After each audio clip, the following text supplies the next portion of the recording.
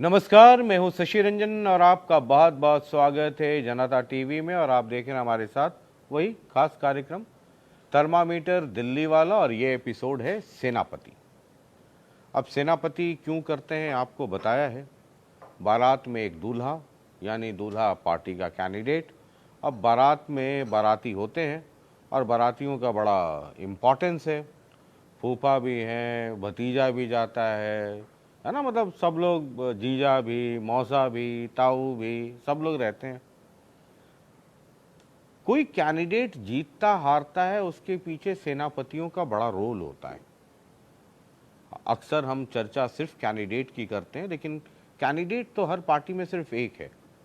उसके पीछे पूरी एक सेना होती है जो पूरी मैनेजमेंट संभालती है। इसलिए इस बार हमने कहा था कि सेनापति भी एपिसोड करना चाहिए।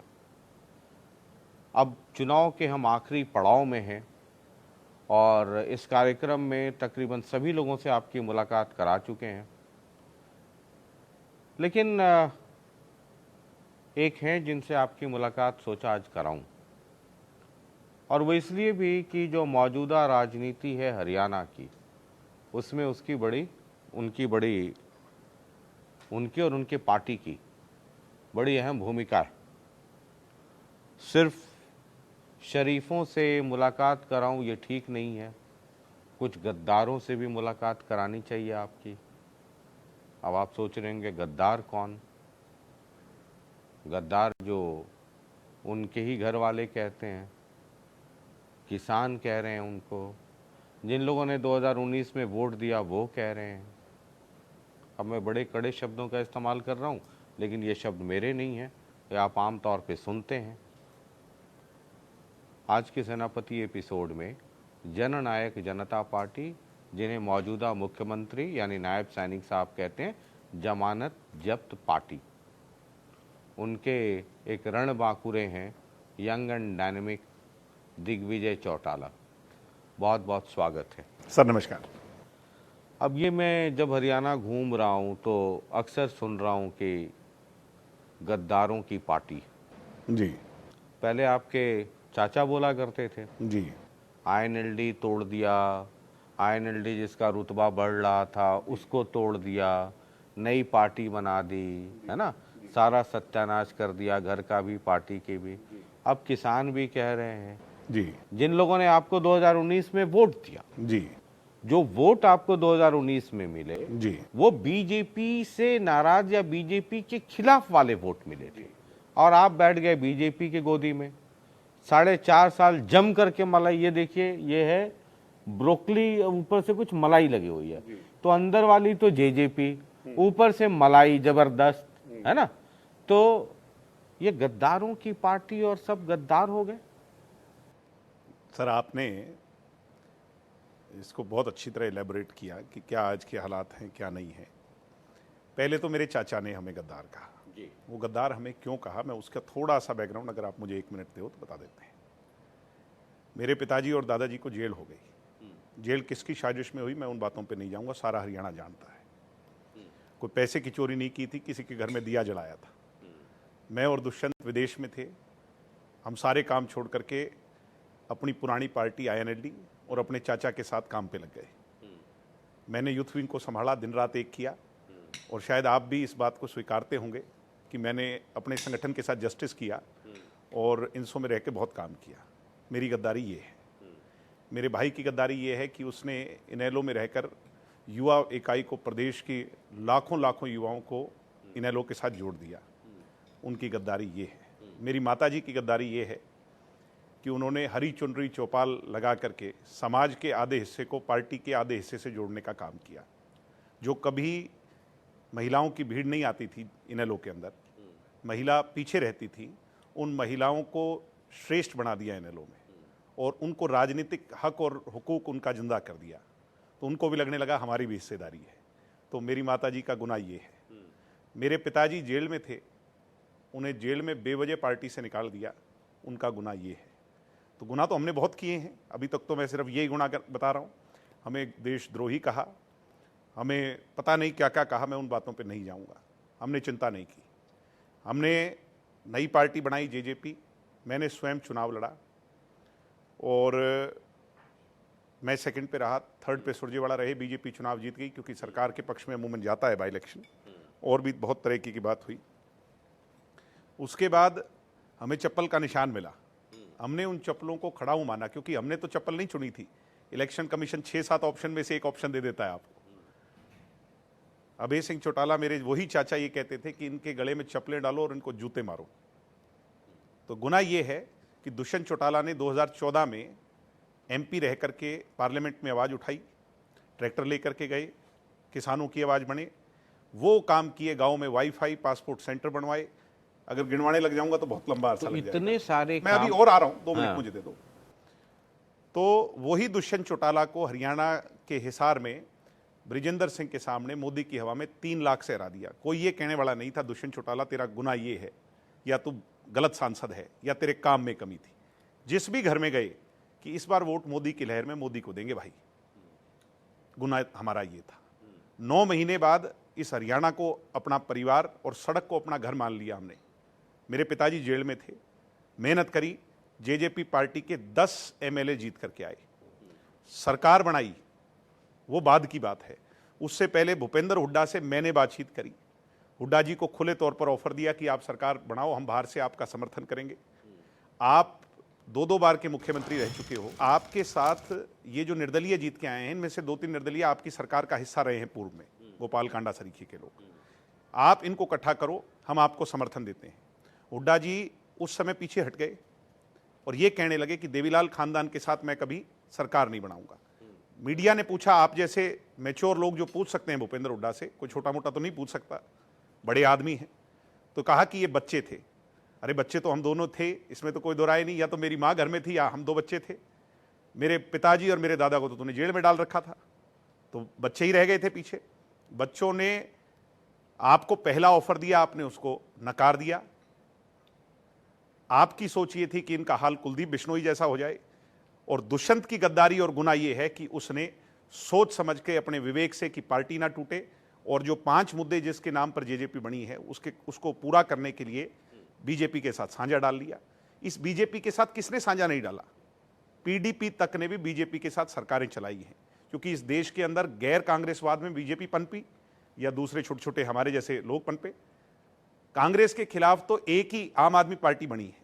आम आदमी पार्टी ने भी कांग्रेस के साथ मिलकर के सरकार चलाई और अब भी सरकार के साथ अलायंस, कांग्रेस के साथ अलायंस में है। तो हमारी गद्दारी तो पता नहीं किससे उसके कहां कहां तक जाएंगे। ये जो कांग्रेस के साथ आपने बात की भूपेंद्र सिंह हुड्डा वाली, उस पर मैं आता हूं। मैं एक बारी की नहीं कह रहा, दोबारा अब करी, जब उन्होंने कहा कि लेटर जारी कर दीजिए, हमने आता लेटर हूं, जारी कर दिया। उस पर मैं आता हूं। लेकिन जो मैं गद्दारी की बात कर रहा हूं, जो काफी प्रचलित है अभी हरियाणा में, कि किसानों के साथ भी गद्दारी हुई। जब किसान आंदोलन चल रहा था तो कई लोगों ने कहा इस्तीफा दे करके बाहर आ जाओ, लेकिन आप लोग मक्खन मलाई में इतना व्यस्त थे। हम व्यस्त थे कि 75% आरक्षण को लागू करने में, महिला को 50% आरक्षण देने में। किसानों का मसला भी मैं तो आ रहा हूं था सर, ना किसान पे आ रहा हूं इम्पोर्टेंट। ना सर, किसान पे आ रहा हूं। मैं रिक्वेस्ट कर रहा हूं आपसे, सिर्फ मेरे को 2 मिनट दो। 8% बैकवर्ड को आरक्षण देने में, 33% महिला को फूड एंड सप्लाई डिपो देने में। हम बिजी थे पेंशन को बढ़ाने में, और हम बिजी थे 14 फसल पर एमएसपी देने में। जो पंजाब के लोग यहां आकर के बड़ी बड़ी पंचायत करते हैं, किसान नेता कहते हैं, यूनियनबाजी करते हैं, उनसे आप एक ही बात पूछो, या जो उनको एंडोर्स करने वाले हरियाणा के कांग्रेसी हैं उनसे ये पूछो, पंजाब में कितनी फसल पर एमएसपी मिलती है? दुष्यंत के आने पर 16 फसल पर भावांतर मिला। ये हमारा गुनाह है, सच्चा गुनाह है। दुष्यंत ने 101,000। तो फिर किसान, सर मैं 1 मिनट, सर किसान प्लीज, क्यों नहीं आज खुश हैं? आज थोड़ा सा बोलने दीजिए। जब आपने कह दिया तो मैं उस बात पे आ रहा हूं। 1,000 से ज्यादा परचेज सेंटर बनाए जो दुष्यंत के हटते ही बंद हो गए। ये हमारा खुल के गुनाह है। हमने किसान के, जो चौधरी देवीलाल और छोटूराम जी का सपना था, जो चरण सिंह का सपना था, किसान के खाते में सीधा पैसा, पंजाब में मिलता है क्या? यूपी में मिलता है क्या? राजस्थान में तो मिलता ये है तो क्या? बीजेपी वाले कह रहे हैं कि ये उनका श्रेय है। सर मेरी बात सुनो, बीजेपी वाले तो 3,000 पेंशन भी कहेंगे उनका श्रेय है। आप वो कहते हाँ, हैं कि 11 स्टेट, आपका तो सर, मैं आ रहा हूं 5100 था ना, सर, आपका मेरा तो सवाल- 5100 था। सर मैं आपसे ही पूछ लेता हूं, आप तो मेरे से बड़े हो, मैं आपसे पूछ लेता हूं, 11 अन्य प्रदेशों में इनकी सरकार है, 1500 से भी ज्यादा कहीं पेंशन है तो बता दो।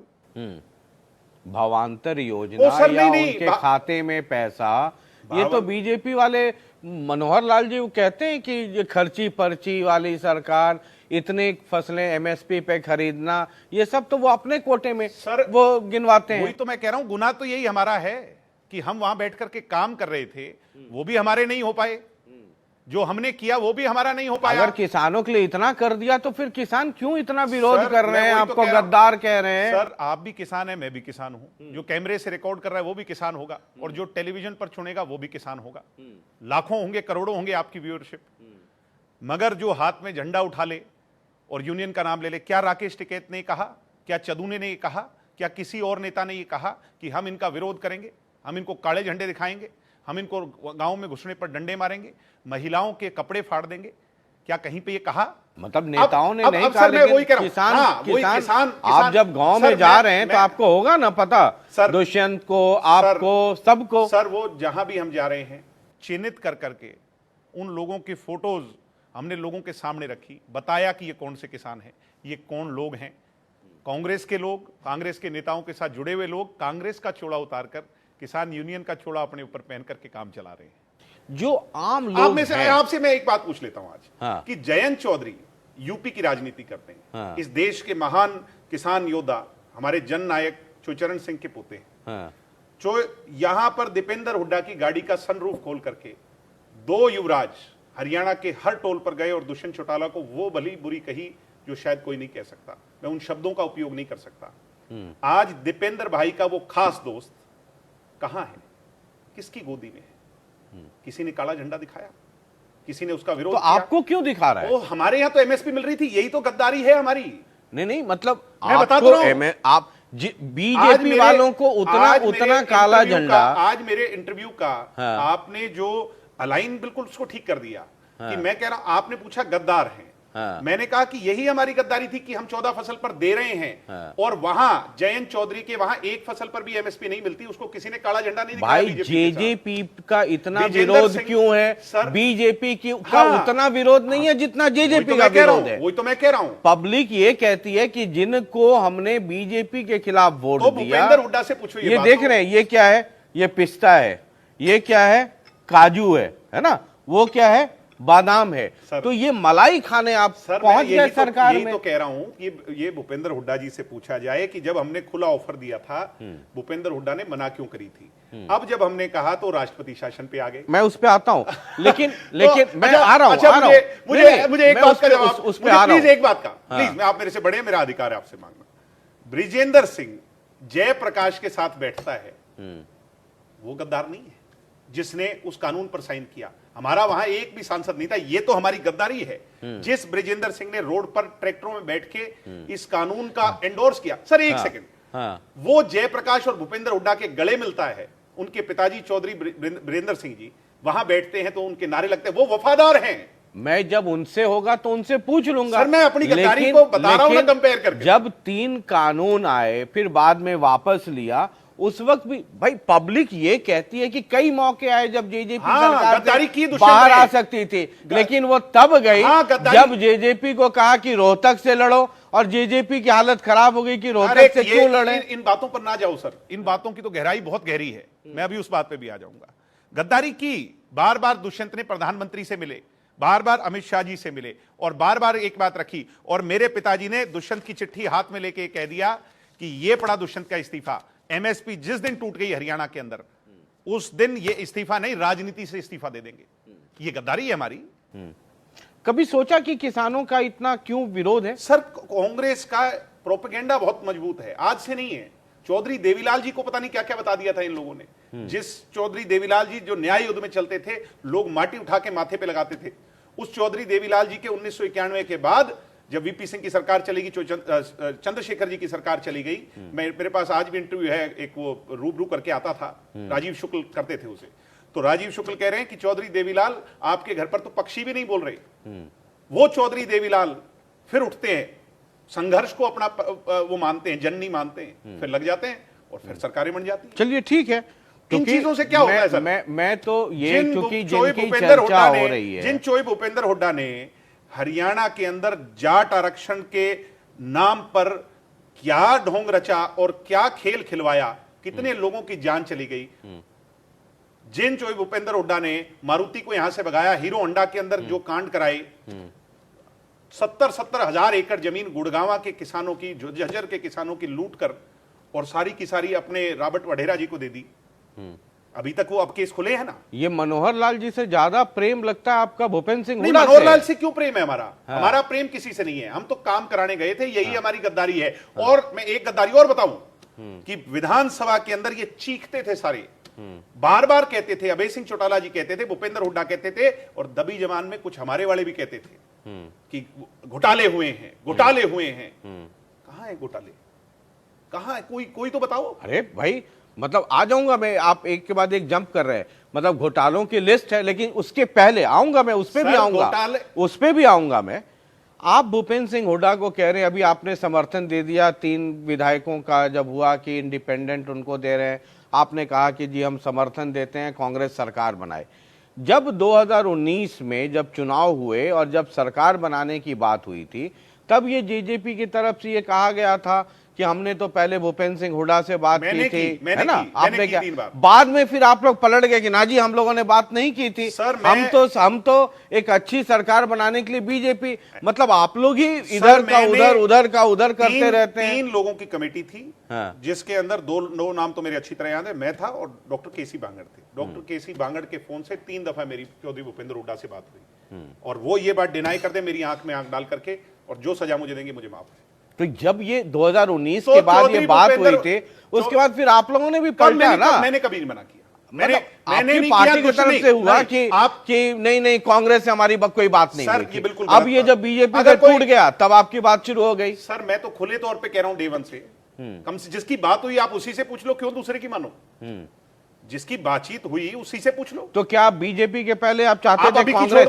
नहीं, आप क्या चाहते थे कि कांग्रेस के साथ सरकार, कांग्रेस की सरकार को हम बाहर से समर्थन दें, और जो 5 मुद्दे हरियाणा की जनहित को लेकर के हमारे थे, कांग्रेस उन्हें लागू करे। तो अगर बाहर से समर्थन देते तो फिर सरकार वाली मलाई कैसे खाते? किसने खानी सरकार की मलाई? मैं वही तो कह रहा हूं, कौन सी जेजेपी ने खानी है, मुझे सब लोग कह रहे हैं। सर सब लोग तो पता नहीं क्या क्या, मैं कह तो रहा हूं कि हम क्या चीज के गुनहगार हैं, मैंने आपको लिस्ट तो गिनवा दी। तो मतलब एक बात और मेरी, एक बात सर, भूपेंद्र सिंह हुड्डा के साथ सरकार भी बनानी है, 36 का आंकड़ा भी है। अब जब कुछ मेटलाइज नहीं किया तो आप कह रहे हैं कि सर सब उल्टा पुल्टा हो गया। राजकुमार सैनी, जिस पर चौधरी भूपेंद्र हुड्डा ये कहते हैं कि इसने सारा हरियाणा जलवा दिया, और किसान वर्ग ये मानता है कि अगर राजकुमार सैनी नहीं होता तो हरियाणा का भाईचारा कभी नहीं बिगड़ना था। ये सभी पार्टियों के लोग कहते थे कटिंग अक्रॉस पार्टी लाइन। वो अगर कांग्रेस के साथ चला गया, राहुल गांधी के साथ बैठ करके टेबल शेयर करता है, प्रेस कॉन्फ्रेंस करता है और कहता है कि मैं कांग्रेस का समर्थन दे रहा हूं, कोई गद्दार नहीं कहता राहुल गांधी को। वही लोग जो हमें गद्दार कह रहे हैं, मैं उनसे पूछना चाहता हूं, चौधरी भूपेंद्र हुड्डा की डायरेक्शन पे कहो तो वीडियो सुना दूं, आपने तो सुनी है। लेकिन सर एक मिनट भूपेंद्र सिंह हुड्डा कहते हैं कि मेरा इससे कोई वास्ता नहीं है, मुझे तो कोई जानकारी भी नहीं। मैं वही तो कह रहा हूं, इनको आमने सामने करना चाहिए, हरियाणा की जनता को सच्चाई पता चले। जयप्रकाश जो हिसार से कैंडिडेट है, जहां हम बैठे हैं आज, ये राजकुमार सैनी से मिलने जाता है। ए हरियाणा की जनता वालों, मैं आज आपसे पूछता हूं, ये राजकुमार सैनी से मिलने जाता है और राजकुमार सैनी से बात शुरू करता है, डायलॉग शुरू करता है। चौधरी भूपेंद्र हुड्डा की कोठी पर मुलाकात होती है और तब राहुल गांधी के पास जाते हैं। लेकिन हुड्डा साहब तो ये डिनाई करते हैं, बोलते हैं कि मेरा तो इससे कोई वास्ता नहीं है। अगर आज कोई किसी की चू नहीं निकल रही, जो बड़े बड़े यहां नेता बनते थे, यहां पर जो उस आरक्षण के मामले में जिनको जेलें हुई, उनकी वकालत भी दुष्यंत चौटाला ने करी हाई कोर्ट में जाकर के। इनकी जबान नहीं निकलती, ये बातें बहुत बड़ी बड़ी करेंगे हुड्डा जी। मैं आज पूछता हूं हुड्डा जी, ये ही राजकुमार सैनी दुष्यंत के साथ खड़ा हो जाता, दुष्यंत की सड़क पर गर्दन कलम कर देते। तो हम गद्दार तो हैं, क्योंकि हमने इसके साथ नहीं बैठे। हम जाके आप बैठे हो, आपके लिए ये पाक साफ, गंगा पवित्र। अच्छा मुझे एक चीज समझाइए। सब कुछ गिरवी रख दिया। मुझे एक चीज बंसीलाल की बेटी की टिकट काट दी, कैप्टन अजय यादव की टिकट काट दी, यहां सोनीपत में कितने लोग थे, सबकी टिकट काट दी, गंगा घाट से ले आए। सिर्फ एक मैं और मेरा ही तो है कि मैं और मेरा बेटा जीतना चाहिए, बाकी जाओ भाड़ में। आप खट्टर साहब की बात कर रहे हो, लोग कह रहे थे खट्टर साहब इस बार इलेक्शन हार सकते हैं, उसके सामने सबसे कमजोर कैंडिडेट उतार दिया। रिजल्ट वाले दिन हम फिर बात कर लेंगे इस बात पर। तो आप मजबूत कैंडिडेट उतारा हमने, मजबूत उतारा है देवेंद्र कादियान को, वहां से इलेक्शन लड़ाया और बहुत अच्छी टक्कर वो दे रहे हैं। आप तो 2 ही जगह या 1.5 जगह लड़ रहे हैं, हिसार और आधा गुड़गांव। सर कम से कम आपने ये तो माना कि हम एक से आगे लड़ रहे हैं, और जिस दिन रिजल्ट आएगा आप ये मानोगे कि अगर इस आग में जूझने अच्छा, का ये काम बताइए मुझे, और सोने की तरह तपने का काम, कुंदन बनने का ये काम मुझे किया है तो हम बताइए, लोगों ने। ये मुझे बताइए कि ठीक है पार्टी अलग हुई, मैं आपसे अब ये उसके बाद अब सर जेजेपी के ये आप 10 बच्चे को देख करके ना मेरे को गलत वो कर रहे हो। आप मुझे सिर्फ ये बताओ कि अगर हम लड़ाई लड़ रहे हैं 10 सीटों पर, जूझ रहे हैं, संघर्ष कर रहे हैं, लोगों का मत हासिल कर रहे हैं, ये हमारा गुनाही तो है। मैंने तो नहीं कहा था जब सुरजेवाला मेरे सामने, मेरे बाद नॉमिनेशन भरने वाला सुरजेवाला, मेरे बाद नॉमिनेशन भरा था जींद में। दिग्विजय की टिकट पहले अनाउंस हुई थी, सुरजेवाला की बाद में हुई थी। उसके 21,000 वोट आए, मेरे 38,000 वोट आए। मेरा गुना नहीं सर, नहीं अभी बोलने दो मुझे। 1 मिनट। मैंने तो कभी बी टीम नहीं कहा। चौधरी देवीलाल इस भूपेंद्र हुड्डा के सामने चुनाव लड़ रहे थे, वो तो देवता थे जिन्हें पूछते हैं आज भी लोग। चौधरी देवीलाल की 18,000 पर्ची डस्टबिन में जला दी थी। 300 वोटों से भूपेंद्र हुड्डा चुनाव जीता था, बंसीलाल से सेटिंग करके। उनने तो कभी मायूसी नहीं दिखाई चेहरे पे। ये अच्छा, मुझे सर एक एक चीज मिनट, बताइए। ये ईडी सीबीआई कोई सोखा काम नहीं है। मेरे पूर्वजों ने मुल्तान और लाहौर की जेल भी काटी है, मेरे पिता दादा ने तिहाड़ की भी काटी है, और हमने सारे थाने देख लिए इन स्टूडेंट्स के लिए लट खाते हुए। कोई दिक्कत नहीं है, संघर्ष हमें विरासत में मिला है, और ना इससे हम पीछे कभी हटे ना कभी हटेंगे। चलिए मुझे एक चीज बताइए। अब मैं एक बात और पूछ लेता हूं, कांग्रेस 5100 वाली बात का और बता दो मुझे। हाँ। 5100 की पेंशन पर जब हुड्डा जी बोलते हैं, मुझे बड़ी खुशी होती है सर, कि वो आदमी बोलता है जिसके 66 विधायक थे, वो आदमी बोलता है जिसके 40 विधायक थे एक बार। यानी 10 साल बाप बेटा ने राज किया, पेंशन कितनी बढ़ाई? 700 रुपए। दुष्यंत चौटाला से कंपेयर करते हैं, वाह दुष्यंत चौटाला, तेरे 10 विधायक और तूने 1000 पेंशन बढ़वाई। हमारा तो जो है ना सीना गर्व से फूल जाता है।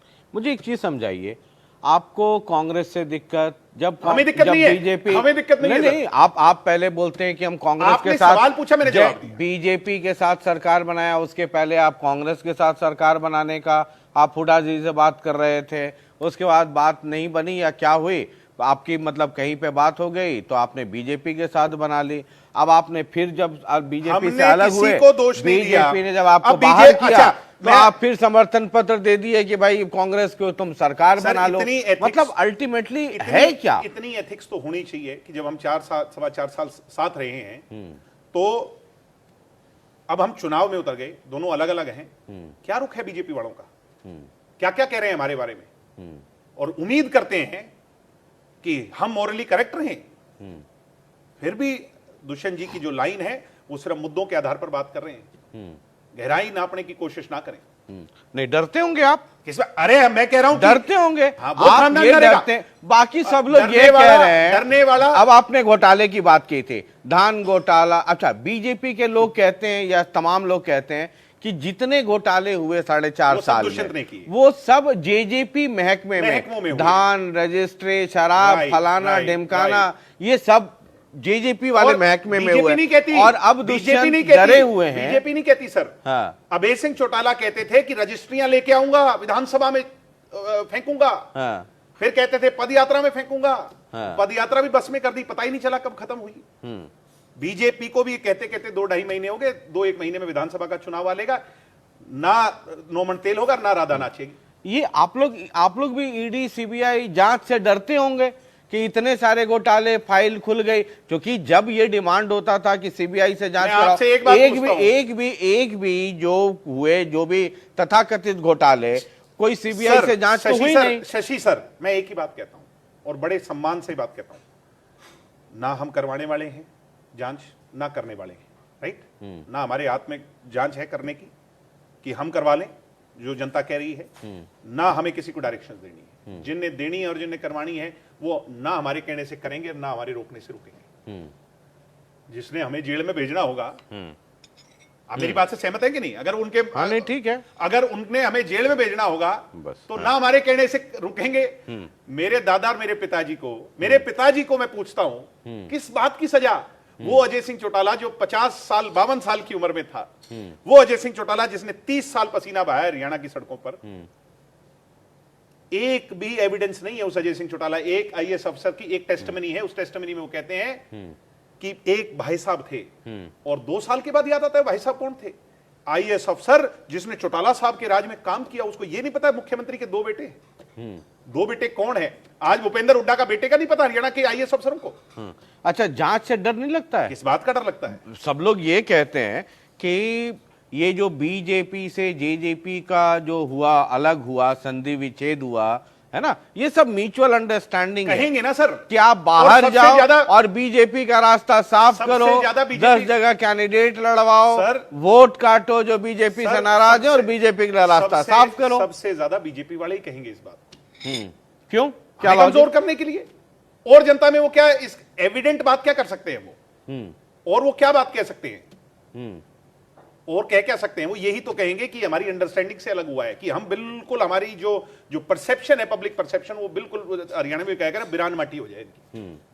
और क्या कहेंगे वो? आपने कहा था ना, ये अभी जो मौजूदा मुख्यमंत्री नायब सैनी, हरियाणा की 10 सीटों पर सर, इस हरियाणा की 10 सीटों पर अगर लड़ाई बीजेपी से लड़ रहा है, वो कांग्रेस पार्टी नहीं। कांग्रेस पार्टी तो मैं और मेरा, भूपेंद्र जी अपने दीपेंद्र जी के लिए सब कुछ कुर्बान करके, बेचकर, गिरवी रखकर, सट्टे में, वो जुए में लगा चुके हैं। अच्छा, अगर लड़ाई लड़ रहा है कोई, तो दुष्यंत चौटाला लड़ रहा है, दुष्यंत चौटाला ही लड़ेगा। आप ये कह रहे थे ना कि जो नायब सैनी हैं वो हरियाणा के चन्नी साबित होंगे। मैं एक सवाल, आपने ये कहा था ना। एक सवाल बताइए मुझे एक बात का जवाब दीजिए। अब ये बीजेपी पे बात आ गई है, आप बीजेपी वालों से जब ये सवाल पूछते हैं तो आप उनसे ये क्यों नहीं पूछते भाई तुमने इनको साथ क्यों मिलाया? वो कहते हैं कि एक सरकार चलाने के लिए लिए एक सरकार चलानी थी तो हमने काम कर दिए। हमने भी तो मुद्दों के आधार पर ही किए, और इतने घोटाले थे तो तब वो सो रहे थे क्या? भाई, आपके ही दुष्यंत चौटाला ने जिस दिन ये खत्म हुई सरकार, तो हिसार में ये कहा था ना कि हमें रोहतक दे रहे थे, हम रोहतक नहीं, तो हमने गठबंधन तोड़ दिया। अब उसके बाद दीपेंद्र कह रहे हैं कि देख लो ना, बीजेपी की हिम्मत रोहतक से लड़ने की, और ये 2 रणबांकुरे बनते हैं ना, इनकी हिम्मत रोहतक आने की। मैं बता रहा हूं, उस बात पे आ जाता हूं। ये बात बिल्कुल हुई थी, वो रोहतक दे रहे थे, मगर हमारी अलायंस के अंदर जो हमारी तैयारी थी वो हिसार की सीट को लड़ने की थी, क्योंकि ये बात शुरू से तय थी कि 20% का हिस्सा तुम्हें दिया जाएगा। और इस बात की तैयारी पर हमने जब तैयारी यहां कर रखी थी, तो हम अलायंस में वहां जाकर के क्यों लड़े भाई? फिर तो अलहदा होकर के हम 10 की 10 पे लड़ेंगे। जब हमने रोहतक ही लड़नी है तो फिर उनका क्या एहसान है? मतलब नहीं सर, रोहतक से डर लगता है। क्यों डर लगता है? चुनाव लड़ रहे हैं और बहुत अच्छा चुनाव लड़ रहे हैं, तो गठबंधन में लड़ते हैं ना।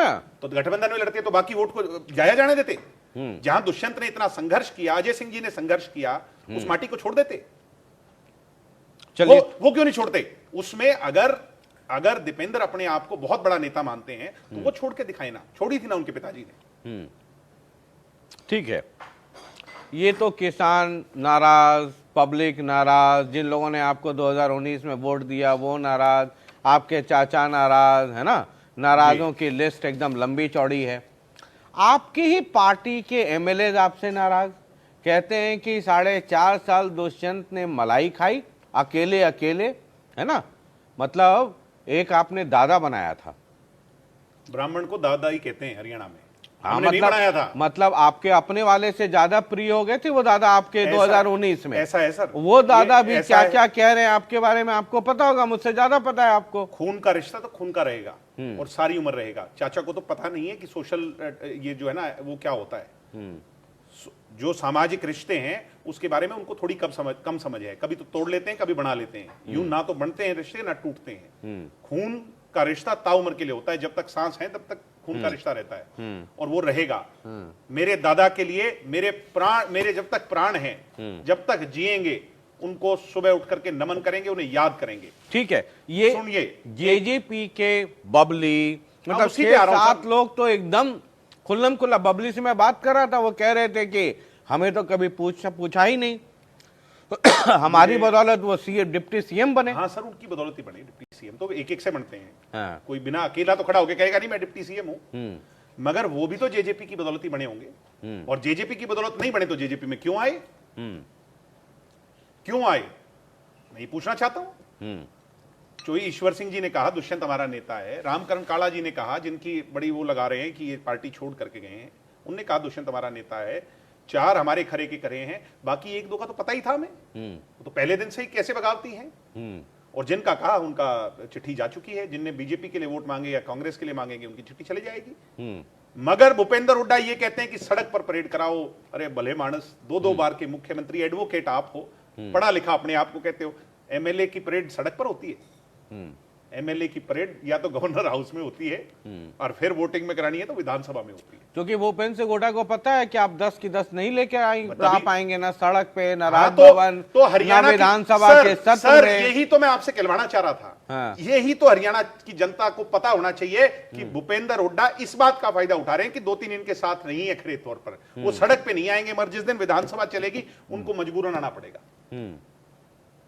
इसीलिए वो लोगों के सामने ये इसका ये नहीं करवाना चाहते, फ्लोर टेस्ट नहीं करवाना चाहते। आपके पार्टी के एमएलए तो खुल्लम खुल्ला कोई इसको, कोई उसको, कोई उसको, कोई बीजेपी, कोई किसी का कांग्रेस समर्थन दे रहा है। मूल जड़ पेड़ उसकी टहनी मजबूत होनी चाहिए।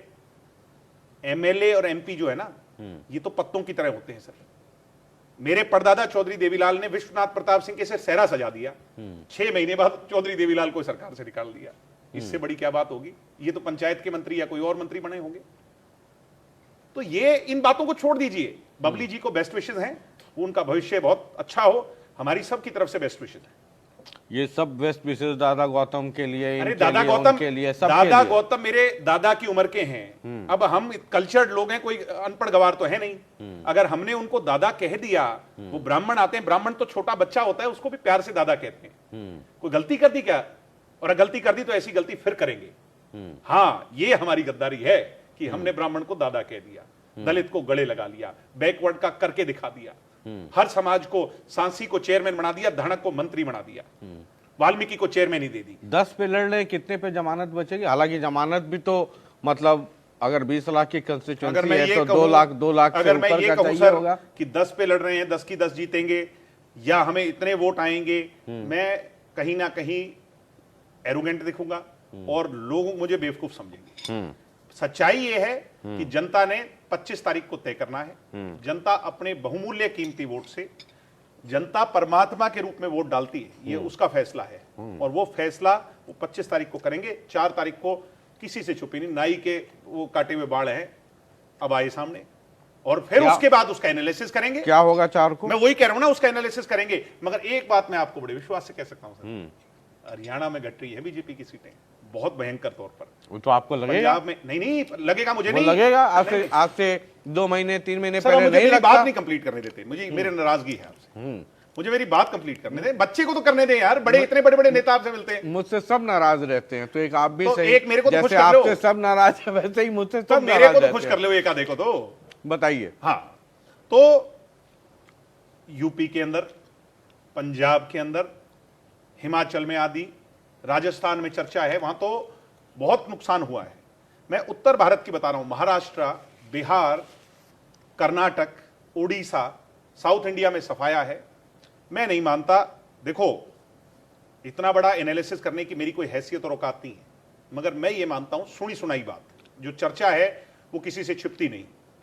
चर्चा ये है कि बीजेपी 200 और 220 से नीचे रहेगी कंबाइंड एनडीए। मतलब वो चर्चा सुनी अभी अमित शाह आए थे हरियाणा, वो नहीं सुना? 4 वो कह के गए कि जो 4 फेज के पोल हुए हैं, हाँ जी, उसमें बीजेपी 270 आ गई है। सर मैं यही तो कह रहा हूं कि मैंने जो चर्चा सुनी है मैं वही बताऊंगा ना आपको। मैंने तो ये वाली चर्चा नहीं सुनी? मैंने नहीं सुनी उनकी चर्चा, मैं जो जनता की सुन रहा हूं। नेताओं की तो मैं अपनी 10 की 10 कहूंगा। हाँ, रियलिस्टिक बात थोड़ी है वो। मैं मनोहर लाल खट्टर जी से बात कर रहा था जी, इसी कार्यक्रम में जी। मैंने कहा एक थी पार्टी हुआ करती थी जो आपके साथ थी, जेजेपी, जननायक जनता पार्टी। उन्होंने कहा इतने बेअदब होकर के क्यों आप जेजेपी का नाम ले रहे हैं? हमने कहा चलिए अदब से ही सही। तो कह रहे हैं कि वो 1 महीने के बाद देखिएगा कि वो जेजेपी पार्टी जो है एक थी या होगी या क्या होगा, वो 1 महीने में हाथ कंगन को आरसी क्या, पढ़े लिखे को पारसी क्या, 1 महीने में रिजल्ट आ जाएगा, 4 जून को पता चल जाएगा। नायब चानी से मैंने कहा, उनसे पूछा मुख्यमंत्री से, हमने कहा एक एक शब्द में रैपिड फायर भी कुछ कार्यक्रम में होते हैं, उन वाले में रैपिड फायर था। तो कई सारे नाम लिए मैंने, एक नाम मैंने जेजेपी लिया। हमने कहा जेजेपी जननायक जनता पार्टी, उन्होंने मुझे कंप्लीट करने नहीं दिया। तो उन्होंने कहा कि जी वो जमानत जब्त पार्टी, मुझे लगा शायद गलती से कह दिया होगा। मैं बैठ के कह दूं, तो मैंने बीजेपी 3 बार उन्होंने ये कहा कि जमानत जब्त पार्टी। मुख्यमंत्री लेवल के आदमी के कहने की बात है क्या? मुख्यमंत्री, आपने भी तो मुख्यमंत्री को कहा था ना कि ये हरियाणा के चन्नी साबित होंगे। भाई मैंने इसलिए कहा था वो काम नहीं कर पाएंगे। मैंने फैक्ट्स पे बात की थी, भाई आचार संहिता अब लग गई, बीच में 2 महीने का टाइम है, जब ये हटेगी उसके बाद और फिर आचार संहिता लग जाएगी। 2 महीने में तो गांव सरपंच गांव में ईंट नहीं लगवा पाता। मैंने ये बात कही थी, पर मेरी उतनी बात काट के चला देते हैं। अच्छा, मेरे से खास लगाव है कुछ लोगों का। अच्छा, मगर मुझे चिंता नहीं है। तो मतलब आपने ये कहा ना कि चन्नी साबित हो जाएंगे ये? मैंने ये कहा है कि एरोगेंस नहीं होनी चाहिए, एरोगेंस नहीं होनी चाहिए, नहीं तो जनता ये अच्छों का सरिया निकाल लेती है एरोगेंस में। ये बात खट्टर साहब ना कहीं तो ज्यादा अच्छा है। एरोगेंस नजर आ रही है इस बात में, खट्टर साहब में। खट्टर साहब ने कहा ना भी 4 तारीख को पता चल जाएगा। हाँ, मतलब कहा कि 1 महीने के बाद खट्टर साहब ने वोट डालने हैं, ये हरियाणा की 1 करोड़ 99 लाख जनता ने। एक वोट तो खट्टर साहब ही डालेंगे, एक वोट डाल लेंगे अपना। हर आदमी का है, बूंद बूंद से डालेंगे, सागर भरता है। बीजेपी को डालेंगे, वो चला जाएगा, उनका कोई दिक्कत नहीं। तो कुल मिलाकर के 4 तारीख और 4 तारीख के बाद क्या स्थिति होगी? 4 तारीख के बाद वही घोड़े वही मैदान, नई लड़ाई के लिए, अगली लड़ाई के लिए शुरू हो जाएंगे। अच्छा, हमने तो कभी इन चीजों की परवाह नहीं की, और मतलब धूल झाड़ करके फिर खड़े हो जाएंगे। हमारा सैनिक कभी बैरिक में जाता ही नहीं। चौधरी देवीलाल का जिसने कुर्ता पहन लिया वो कभी अंदर जाता ही नहीं। अच्छा, 2019 में अब जब 4.5 साल 5 साल अब तो हो जाएंगे। धूल की तो बात करो, अभी धूल में बैठा हूं मैं, तो सारा दिन काम करके आया। अब ये कुछ एहसास होता है कि अगर उस वक्त सरकार में नहीं गए, ये हाइपोथेटिकल बात है सर, उस समय ये होता, उस समय ये होता, यही सवाल आप जयंत चौधरी से पूछ लो ना। हाँ, वो बेहतर जवाब दे देंगे। ये बहुत हाइपोथेटिकल है। उस समय जीवन के अंदर मैं उस समय ये कर लेता तो आज ऐसा नहीं होता, आज अब ये नहीं खाते तो कल को पेट दर्द नहीं होता। इन चीजों का क्या कोई जवाब है किसी के पास? जब किसान आंदोलन हुआ, मैंने तो सारी चीज, पार्टी पुर्टी लाइन सब पीछे छोड़ के मैंने कहा जी मुझे माफ करो, मैं इनके साथ, मैं ये स्टूडेंट्स का मैं वो प्रधान हूं और मैं इनकी भाषा में सबसे पहले जब लाठी पड़ी बुजुर्ग के, तो वहां जाने वाला कौन था? ना बीजेपी थी, ना कांग्रेस था, ना हुड्डा जी थे। तो ये तो मानते नहीं है ना कोई लोग। अरे छोड़ो ना, कोई नहीं मानता है ना कि आप... अरे शशि रंजन जी मानने चाहिए, कैमरे ये जो टीवी पे देखने वाले लोग मानने चाहिए, इनसे थोड़ी मनवाना है मैंने। क्यों मानेंगे ये क्यों हमारी जेब बोलेंगे? मैं सबसे पहले जाने वाला था, उनको हॉस्पिटल तक लेके गया, उनकी मदद करवाई, सारी उनकी हेल्प करी। उसके बाद तब से मैंने ये एक ही बात कही थी कि इनका रास्ता तुमने रोका है, ये तुम्हारा रास्ता रोकेंगे कल को। मतलब ये सब अब ज्यादा समझ में आने लगा। तो मैंने कहा नहीं था सर, सरकार से बाहर आने के बाद मैंने आपके साथ कहा था। सरकार में ही तो बैठे थे, और कहा थे मैंने सरकार में खूब कहा।